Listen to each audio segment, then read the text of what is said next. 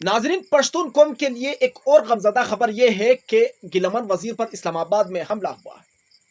ये गिलमन वजीर जब अपने शहर में या वजीरिस्तान में या पेशावर में जिधर भी रहता था, उस पर वहां हमला नहीं होता था, लेकिन इस्लामाबाद में हमला हुआ, वो भी एक होटल में वो जब बैठे थे और मोबाइल इस्तेमाल कर रहे थे। इस पर हम लोग बात करेंगे तफसील से, और हम आपको यह भी बताएंगे कि पाकिस्तानी गवर्नमेंट ने इस तशद्दुद के बारे में क्या कहा है। पाकिस्तानी गवर्नमेंट का इस गिलमन वजीर के इस तशद्दुद के बारे में क्या मौक़िफ़ है, वो भी आपके सामने रखूंगा। और उससे पहले नाज़रीन, आपको यह भी बताता चलूं कि अब गिलमन वजीर पर डंडों से हमला करने की नौबत क्यों आई, इसकी असल वजह क्या है। आखिर इतने इस्लामाबाद में तकरीबन लाखों लोग बैठे हैं, सिर्फ एक गिलमन वजीर के दुश्मन वहां पर क्यों पैदा हो गए।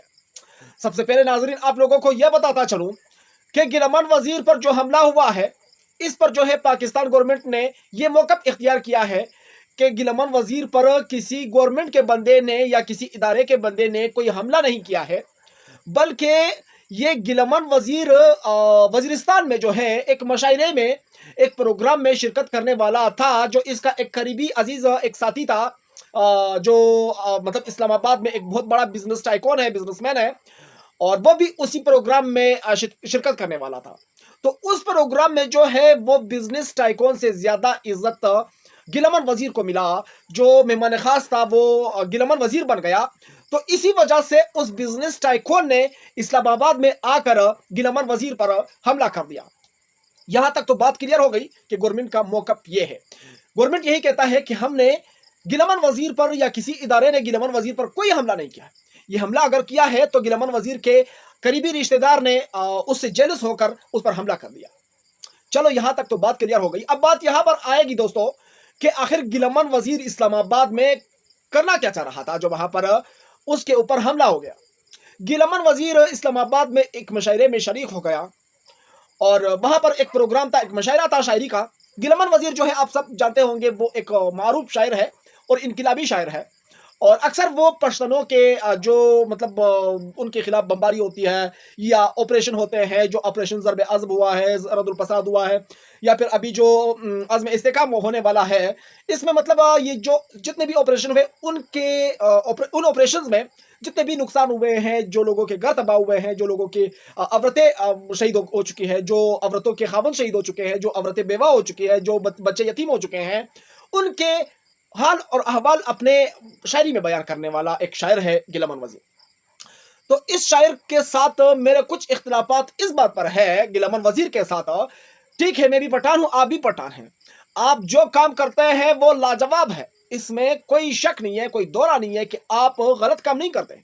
आप जो काम करते हैं, पश्तूनों के हुकूक मांगते हैं, या आप चाहते हैं कि पश्तूनों के इलाकों में अमन हो, तो ये अमन कैसे आ सकता है, इस बारे में मैं आपको थोड़ा डिटेल बताऊंगा। कुछ नसीहत आपको करूंगा, कुछ मालूमात आपको दूंगा कि गिलमन साहब, आप इस वक्त जिस हालत पर है वो बहस का नहीं है। हम दुआ करेंगे कि अल्लाह आपको सेहत दे, आपको शिफाए कामिला अता फरमाइए। लेकिन यहाँ पर मैं आपको बताता हूँ कि ये जो बाकी नौजवान है पश्तून तहफ़्फ़ुज़ मूवमेंट के, या फिर पश्तूनों के बलूचिस्तान में या फिर KPK में जितने भी पश्तून हैं, पठान हैं, मेरे भाई हैं सारे, मैं उनसे ये रिक्वेस्ट करना चाहता हूँ कि अगर आप रियासत को नहीं मानते हैं, इस रियासत के आइन को नहीं मानते हैं, इस रियासत के कानून को नहीं मानते हैं, तो फिर आप इस्लामाबाद में क्या मांगने गए हैं यार। अगर आपको पता भी है कि मैं इस रियासत के खिलाफ शायरी करता हूँ, पोइट्री बोलता हूँ, आपको पता भी है कि ये रियासत मेरे पीछे है, आपको पता भी है कि मेरा नाम ECL में है, पासपोर्ट कंट्रोल लिस्ट में है, तो फिर आप क्यों इस्लामाबाद जाते हो। आपको पता भी है कि आपके ऊपर दहशतगर्दी के बहुत सारे केसेस हैं, आपके ऊपर जो है मुल्क के खिलाफ बगावत पर उकसाने के इल्ज़ामात हैं, लोगों को बगावत पर उकसाने के इल्ज़ामात हैं आपके ऊपर, तो फिर इस्लामाबाद जाने की ज़रूरत क्या है आपको। अपने शहर में, अपने सिटी में देखो, अगर आपने मुल्क के लिए कुछ करना है या फिर आपने पश्तून कौम के लिए कुछ करना है, तो कम से कम आप अपना हिफाजत भी कर लीजिएगा, आप अपना ख्याल भी रख लीजिएगा, क्योंकि आप जैसे लीडर हर दिन पैदा नहीं होते हैं, आप जैसे रहनुमा हर दिन पैदा नहीं होते हैं, आप जैसे बाशूर लोग, आप जैसे काबिल लोग जो है इस दुनिया में हर दिन नहीं आते हैं ना। देखो, अगर आप इस वक्त एक ऐसा बाशऊर नौजवान बन चुके हो, या फिर आप इतने होशियार हो, या फिर आपके अंदर इतना अक्ल है, तो ये तो आज कल में नहीं आया है ना, ये तो 2 दिनों में नहीं आया है, इसमें बहुत टाइम लगा है, आपने बहुत रगड़े खाए हैं, आपने बहुत बड़ी बड़ी सख्तियां कंट्रोल की है, उठाई है अपने ऊपर। سو یہ کام غلط ہے گیلمان وزیر کا کہ اگر آپ ریاست کے خلاف شاعری کرتے ہو، پوٹری بولتے ہو، تو پھر آپ اسلام آباد میں کیا کرتے ہو یار؟ اپنے شہر میں بیٹھ جاؤ، اپنے گھر میں بیٹھ جاؤ، وہاں جانے کی کیا ضرورت ہے؟ اور پھر وہاں پر بھی ہوٹلوں میں اکیلے اکیلے بیٹھنے کی کیا ضرورت ہے یار؟ کم سے کم آپ کے پاس بھی 15-20 بندے ہونے چاہیے تھے۔ سو ناظرین، یہ بات بھی یہاں تک کلیئر ہو گئی آپ لوگوں کو کہ گیلمان وزیر سے میرا بھی یہ گلا ہے کہ آپ وہاں پر گئے کیوں؟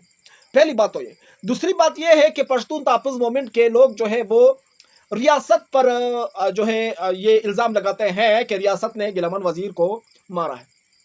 بھائی ریاست کے پاس کیا کچھ نہیں ہے؟ ریاست وزیرستان میں کسی کو نہیں مار سکتا، ریاست کنیا میں ارشد شریف کو مار سکتا ہے، تو پھر ریاست آپ کو اپنے گھر میں نہیں مار سکتا ہے۔